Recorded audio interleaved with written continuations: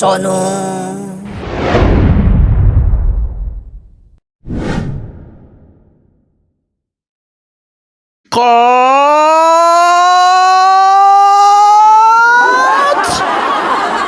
Kódà pẹ̀lú olúwa mi wọlé.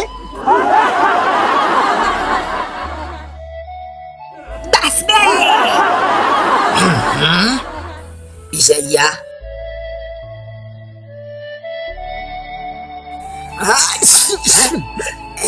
Ẹjọ́ wo ló kàn? Case number 10018 ẹjọ́ láàrin Fọ́gò àti ìjọba. Ẹ̀sùn ají arúgbó gbé ni wọ́n fi kan Fọ́gò. Fọ́gò jí arúgbó kan gbé ní ìlú Ìbàdàn ní ọjọ́ 4 oṣù tó lọ ọdún tí a wà yìí. Ó jẹ̀bi àbó jẹ̀bi. Orí tiẹ̀ ò pé bèrè lọ́wọ́ rẹ̀ ń ó jẹ̀bi àbí ó jẹ̀bi ṣé yóò pé òun ò jẹ̀bi ni níwájú èmi adájọ́ òwú. Olúwa mi ẹ jẹ́ ń sọ tẹnu mi. Ẹnu tìrẹ yẹn kóró gbáwó.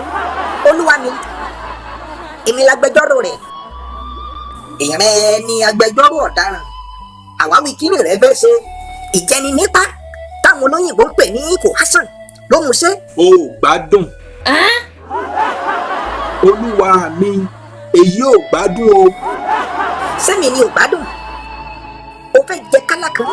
Tí mo bá gbá ojú ẹ òyìnbó ló ti lọ sá. Gasbẹ̀.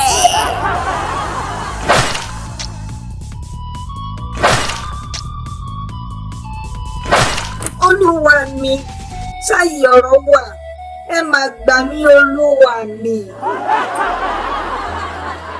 Ilé ẹjọ́ máa lélẹ́yìí máa tún ti ń gbé súnmọ́ mi. Tó ìwọ náà ò yá gbà fún un. Ẹ pàdé ní ẹjọ́ nù kẹ́bí mẹ́wọ̀n ló kù.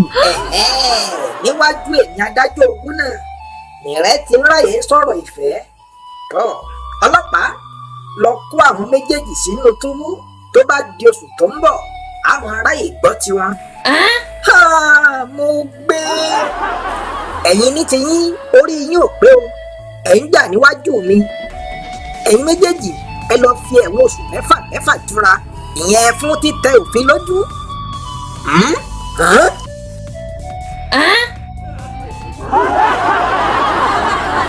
Ìrẹ́ Fọ́gò ilé ẹjọ́ mi fi ẹ̀sùn 3 kàn ẹ́.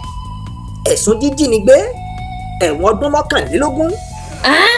Ẹ̀sùn bíbọ orúkọ ara rẹ jẹ́ ẹ̀wọ̀n 40 ọdún. Ẹ̀sùn bíbọ orúkọ orílẹ̀-èdè yìí jẹ́ ẹ̀wọ̀n gbére. Ìdájọ́ mi nù. High five. Ó gba ìjọ.